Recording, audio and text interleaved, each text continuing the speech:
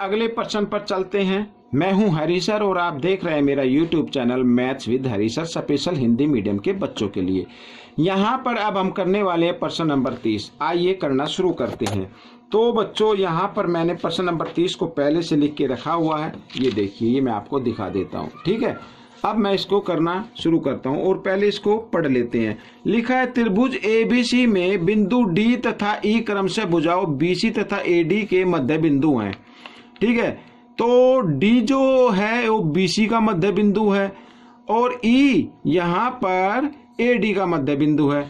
यदि ये क्षेत्रफल या एरिया त्रिभुज AEC बराबर 3.5 सेंटीमीटर वर्ग हो, ठीक है, AEC का दिया हुआ, AEC का इसका क्षेत्रफल दिया हुआ है 3.5, तो BEC का निकालना है बच्चों।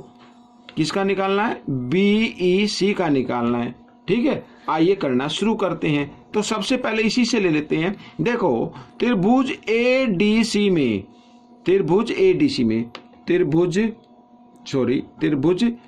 ADC में CE एक माध्यिका है।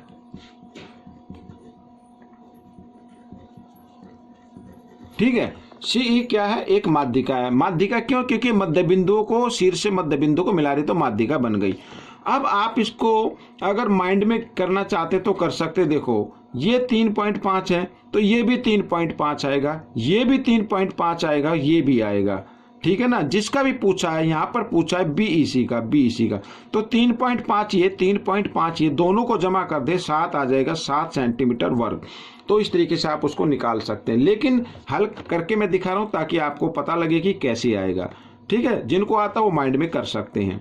अब यहाँ पर CE एक माध्यिका हो गई, तो इसका मतलब क्षेत्रफल त्रिभुज यहाँ पर ACE या AEC भी नाम दे सकते हैं।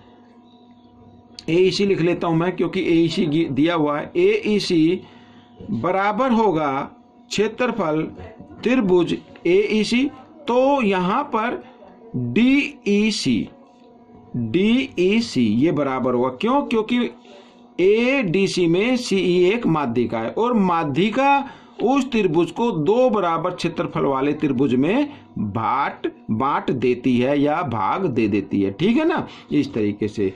अब देखो बच्चों यहाँ पर AEC का तो क्षेत्रफल दिया हुआ है 3.5 सेंटीमीटर वर्ग, तो इसका मतलब क्षेत्रफल त्रिभुज DEC का भी यही क्षेत्रफल आ जाएगा, इसका भी यही आ गया। ठीक है, अब बच्चों देखो त्रिभुज यहाँ पर BEC, त्रिभुज BEC में ED क्या है? एक माध्यिका है। ED एक माध्यिका है। ठीक है, ED क्या है? माध्यिका। क्यों? क्योंकि D मध्य बिंदु हो गया और ED एक माध्यिका बन गई, और माध्यिका जो है वो त्रिभुज BEC को दो बराबर क्षेत्रफल वाले त्रिभुज में बांट देती है। तो इसका मतलब क्षेत्रफल त्रिभुज यहाँ पर त्रिभुज BED बराबर होगा क्षेत्रफल त्रिभुज DEC। ठीक है ना, ये बराबर होगा। अब यहाँ पर क्षेत्रफल त्रिभुज BED बराबर है, ये DEC कितना आया है? इधर ये 3.5, तो ये 3.5 हो गया। और हमें क्या निकालना है? हमें निकालना है क्षेत्रफल त्रिभुज BEC। अब BEC में दो त्रिभुज लगते हैं, एक तो लगता है बच्चों BED और दूसरा लगता है यहाँ पर DEC, तो दोनों को जमा कर दें। ठीक है ना, दोनों को, भाई एक 3 इसका आया है, 3 इसका आया है, तो दोनों को 3.5 है, 3.5, तो दोनों को जमा कर दे तो 7 सेंटीमीटर वर्ग आ गया। ये आपका प्रश्न हल हो गया, छोटे तरीके से बताया है। ठीक है, अब हम करेंगे प्रश्न नंबर 31। यहाँ पर ये देखिए, आइए इसको भी देख लेते, पहले पढ़ लेते हैं।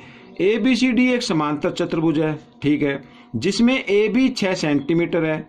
AB क्या है? 6 सेंटीमीटर लिख लेते हैं। AE 3.2 सेंटीमीटर है, ये भी लिख लेते हैं। CF, ये वाली CF यहाँ पर है बच्चों, ये 6.4 सेंटीमीटर। तो AD का मान बताना है बच्चों, AD का मान बताना है। अब कैसे बताएंगे?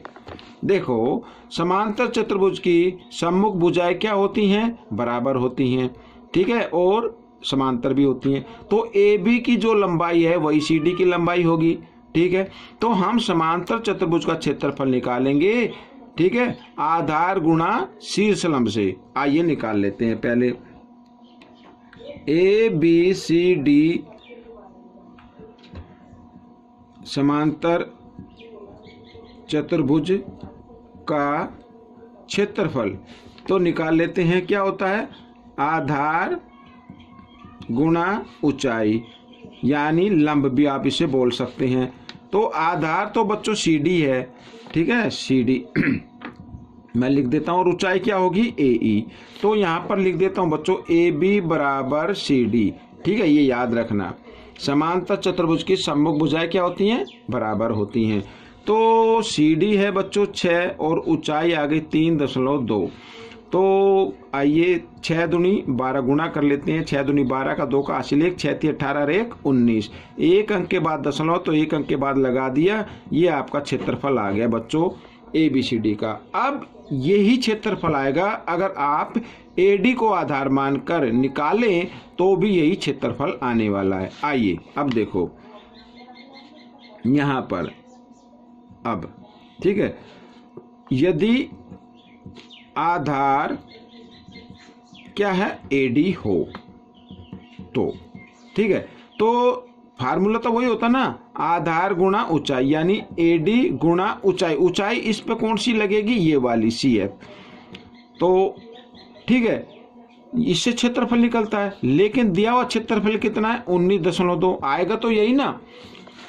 अब देखो, AD की लंबाई हमें ज्ञात करनी है, तो AD यूं क्यों लिखेंगे, और CF हमारी है 6.4 बराबर 19.2। तो AD बराबर 19.2 और 6.4 इधर गुणा में है, इधर आकर ये भाग में आ जाएगा। अब इसमें भी एक अंक के बाद दशमलव है, इसमें भी एक अंक के बाद दशमलव है, तो इनको हम हटा देते हैं, ठीक है। तो अब हम इसको करेंगे बच्चों, 8 से भाग कर दीजिए। 8 × 8 = 64 और 8 से 8 दूनी 16, 3 बच गए, 2 32 हो गए। 8 चौक 32, फिर 8 से 8 एकम 8 और 8 तिया 24। तो AD की लंबाई आ गई बच्चों 3 सेंटीमीटर। तो ये आपका प्रश्न हल हो गया। आपको ये प्रश्न कैसा लगा मुझे जरूर बताएं, और इसमें से सीखकर दूसरों को जरूर सिखाएं।